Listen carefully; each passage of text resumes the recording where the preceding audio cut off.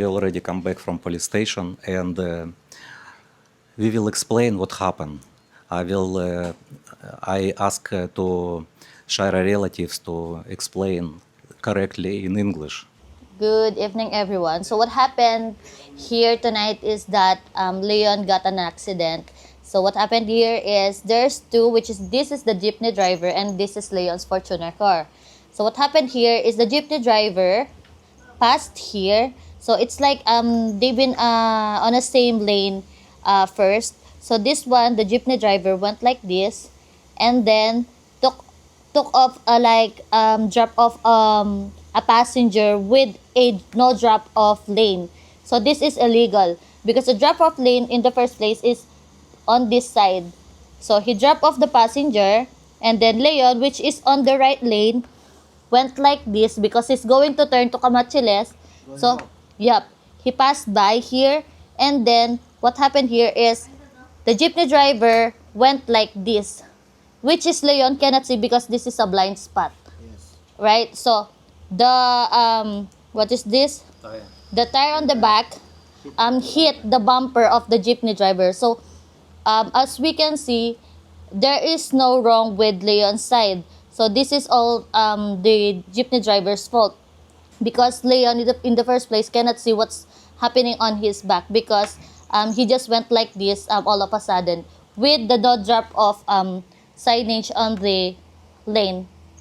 That's all what's happened there. So what happened here is after the incident, they stop, of course, and then Leon wants to settle it without money involved because it's in the first place it's the jeepney driver's fault.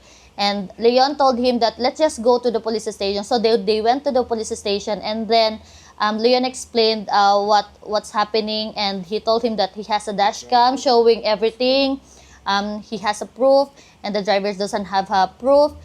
They also have a license, but seems like the jeepney drivers doesn't have an ORCR. So yeah, Leon doesn't want to give money because of course it's not his fault.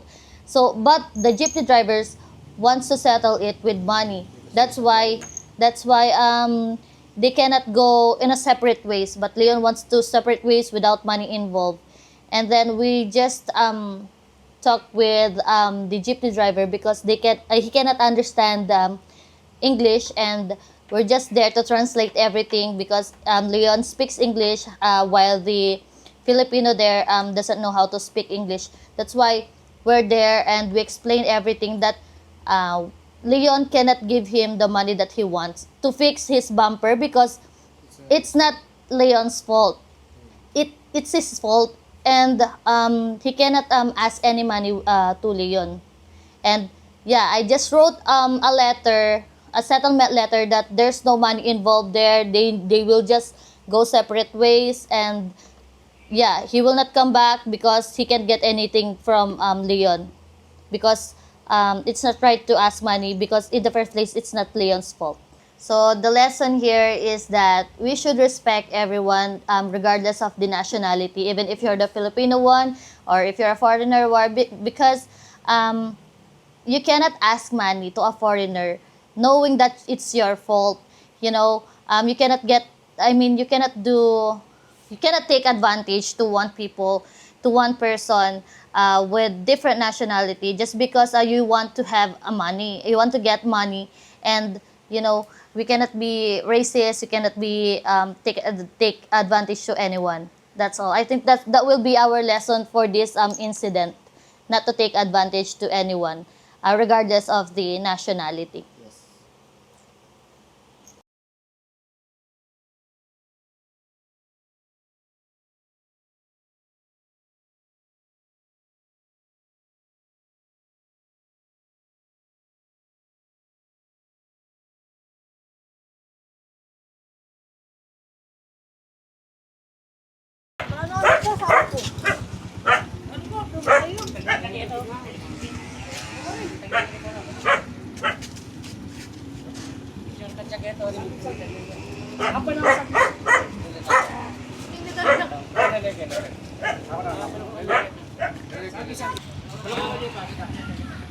Sagi. Amo, pareho. Tawanan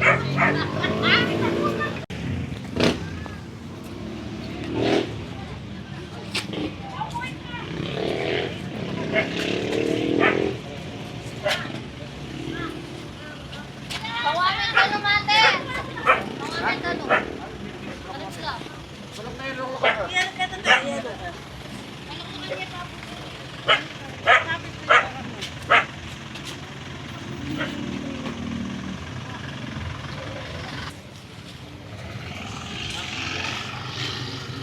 Ano ang buto niya dito, oh?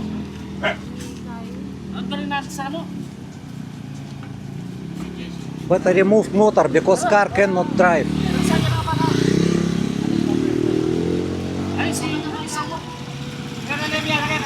Wala sa pala lang yan. Ay, dala.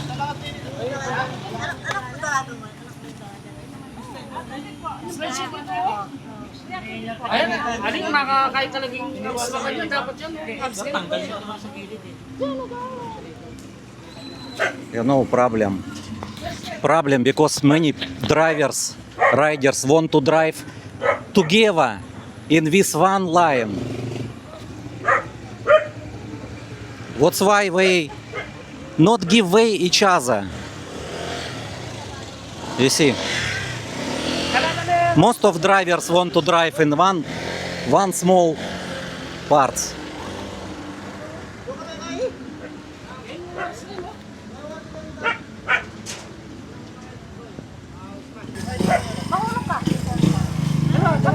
Yes, he slide here.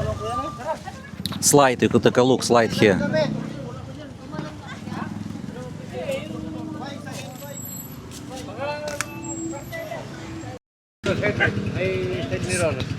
Yeah, I open now.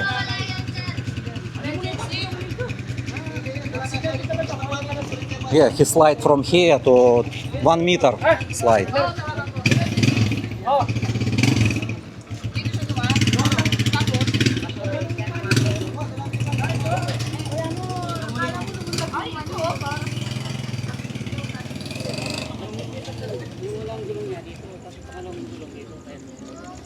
Minulata yan eh. Wala. Oo. Diyan ka lang. Galing sa nanay.